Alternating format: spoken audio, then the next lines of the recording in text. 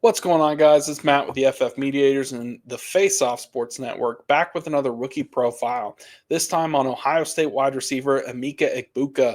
And this is a big time profile, guys. From Ohio State, he's standing 6'1, 201 pounds. He's got school records in receptions and yards, and he put up monstrous numbers at Ohio State, which says a lot considering the Ohio State prospects that we have seen in the last few years. 2022 is really when he had his breakout season and played fantastic that year, where he had 74 receptions for 1,100 yards and 10 touchdowns. Now, that's important to note because he was playing with JSN and Marvin Harrison Jr. on that team, both of whom were first round wide receivers and both of whom are highly touted Dynasty wide receivers. His career has just been littered with Ohio State wide receivers that have been drafted in the first round or later that are producing in the NFL. His time at Ohio State kind of helped refine him as a wide receiver. He's mainly going to run out of the slot. He's going to have a ton of comparisons to Amon-Ra, and that's a pretty good comparison as far as it goes for how he plays the game. Now, I don't think he has the ceiling of Amon-Ra St. Brown, but he's got fantastic hands that can catch just about anything. And I'll show you a clip here from the Penn State game where you see him just slowly work across the field, work upfield, turn his head back to his quarterback, and secure the catch for the score. Now, that's the thing you're going to see him do a whole bunch out of the slot, where he just comes across the field, whether it's working with the play or against the play, and just find a way to just slowly get space and create an opportunity for him to make a play. Now, his effort is the next thing. You cannot deny his effort. He's a fantastic player, whether he's running the route or even if he's blocking, he will give you 110% every single play. Here's a great play against Notre Dame where you see him just make a quick cut back in, and then go and secure this catch by getting his knee down. A fantastic play. You can see it here on the other angle where he gets that knee down for the score. What a catch. Just, you can't say enough about him. He does it every single game where he makes a tough catch or a contested catch, finds a way to get a few extra yards, get the first down, or even score.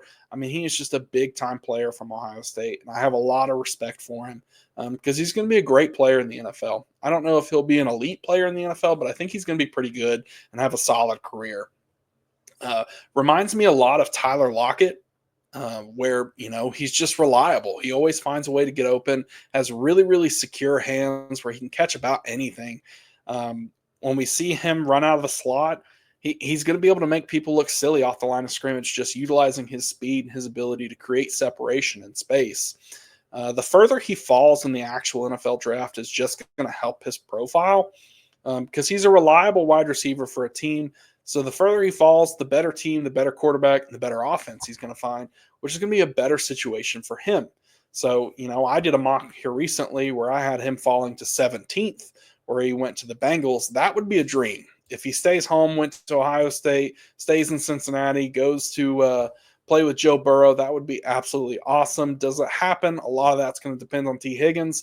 But, if you throw this, I'll throw it back up here. And if he falls somewhere, like 23 to the Packers, who need a wide receiver, the Chargers need a running mate, the Steelers need another wide receiver. There's several teams that could utilize him.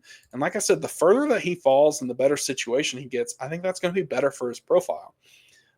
He projects as a mid to late first player in the NFL draft. In rookie drafts, he's kind of a mid first. Kind of depends on where you view him. For me, he's my wide receiver 2. If you were including Travis Hunter in those rankings, he'd be wide receiver 3. But, a lot of people have Luther Burden ahead of him. I'm not sure that Luther Burden has the ability to be a wide receiver 1 for a team just yet, but more on that in another video. But I think Egbuka could be. I don't think he'll be a wide receiver 1 necessarily for fantasy purposes every single year, but I think he could be for a team. He's a player I really like. He's the most pro-ready player in this draft, probably just because he could have came out last year, but he wanted to go back and finish the job at Ohio State, and props to him because he did it. He's going to be a good leader, a good role model, a good locker room guy.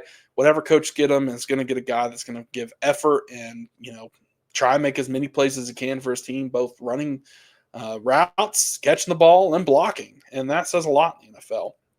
But be sure to let us know below what you're doing with Emeka Egbuka. Are you drafting him? Where do you think you should end up? Be sure to like the video, subscribe to the Face Off Sports Network. We have tons of these rookie profiles, and we're continuing to make more as we approach the NFL draft. We've got the combine here in a few weeks. We've got ranking videos going up. So much in store for this offseason. So be sure to follow along and subscribe so that way you don't miss any of it. But until next time, we'll see you then.